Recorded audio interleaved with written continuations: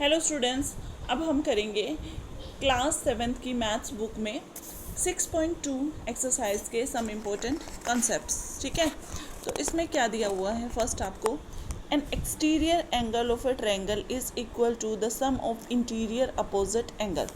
इसका मतलब पहले समझ लीजिए, एक ट्रायंगल है, ठीक है, उसका जो एक्सटीरियर एंगल है, एक्सटीरियर मतलब बाहर वाला, जैसे ABC ट्रायंगल के लिए बाहर वाला कौन सा है, ये जो C है पूरा, ACD is the exterior angle. तो वो किसके बराबर होगा, ACD is equal to angle A plus B।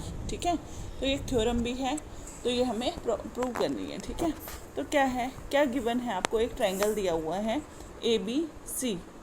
ठीक है, और प्रूव क्या करना है, ACD is equal to A plus B। ठीक है, तो हम कैसे प्रूव करेंगे, यहाँ से हम क्या करेंगे, एक पैरेलल लाइन ड्रॉ कर लेंगे किसके, AB के पैरेलल इज CE। ठीक है, since AB parallel to CE, ठीक है, तो ये क्या हो जाएगा, 1 इज इक्वल टू X। ठीक है, क्योंकि AB पैरेलल टू CE और AC इज ट्रांसवर्सल। ठीक है, तो alternate interior angle. Okay, next 2 is equal to Y, angle 2 is equal to Y। तो 2 किस लिए होगा y के इक्वल, क्योंकि ए बी और सी ई क्या है, पैरेलल लाइंस हैं, और 2 और y क्या हैं, कोरस्पॉन्डिंग एंगल्स हैं। ठीक है, अब इन दोनों इक्वेशन को हम ऐड कर देंगे, 1 + 2 is equal to x plus Y.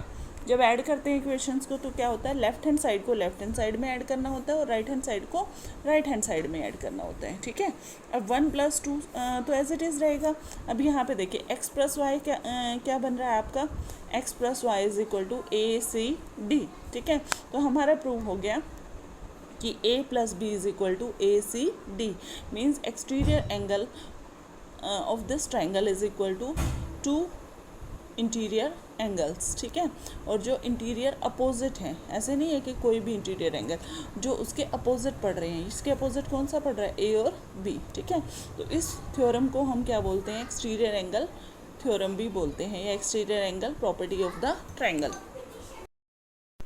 Think, discuss and write. Exterior angle can be formed for a triangle in many ways, 3 of them are as shown. देखो ये ट्रायंगल है, तो ऐसा नहीं है कि एक ही एक्सटीरियर एंगल बनेगा, बहुत सारे बन सकते हैं। यहाँ पे इस लाइन को एक्सटेंड कर दिया तो यहाँ पे एक्सटीरियर एंगल है, इसको कर देंगे यहाँ पे बन जाएगा। ठीक है, और इसको करेंगे यहाँ पे बन जाएगा, इसको, तो 6 डिफरेंट वेज से एक्सटीरियर एंगल बन जाएगा। ठीक है, नेक्स्ट पूछा है आपसे, are the exterior angle formed at each vertex of the triangle equal.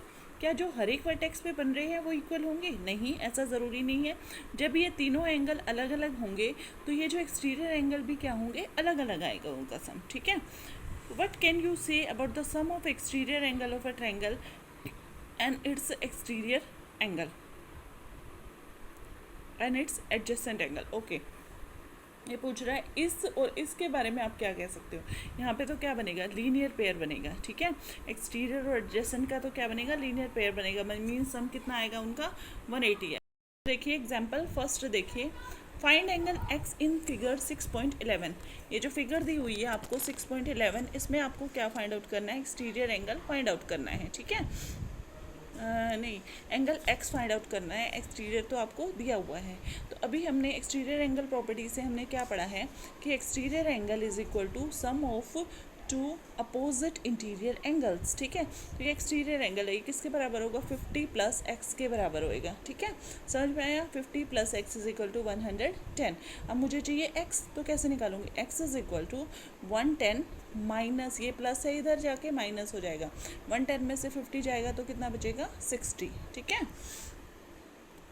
Next, what can you say about each of the interior opposite angle when the exterior angle is a right angle.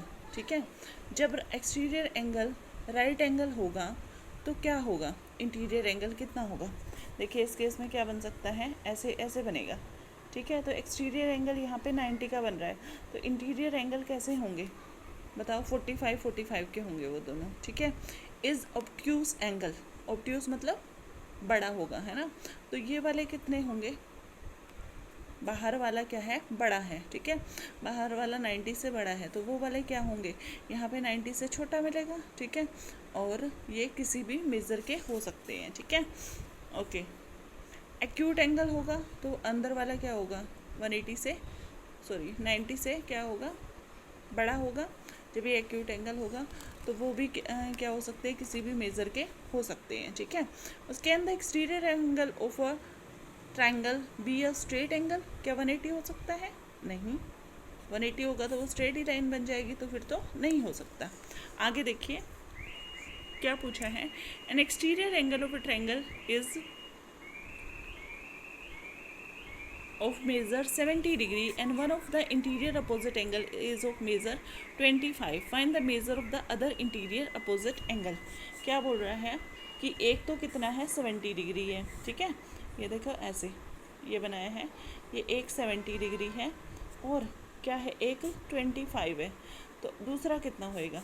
तो क्या पता है आपको कि 70 किसके बराबर हो जाएगा 25 प्लस दूसरा जो हमें निकालना है, तो x कितना होएगा 70 माइनस 25, ठीक है। 70 में से 25 गए, कितना बचेगा 45, तो इसका आंसर आएगा 45। नेक्स्ट देखिए second, the two interior opposite angle of triangle, exterior angle of a triangle are 60 and 80. Find the measure of the exterior angle.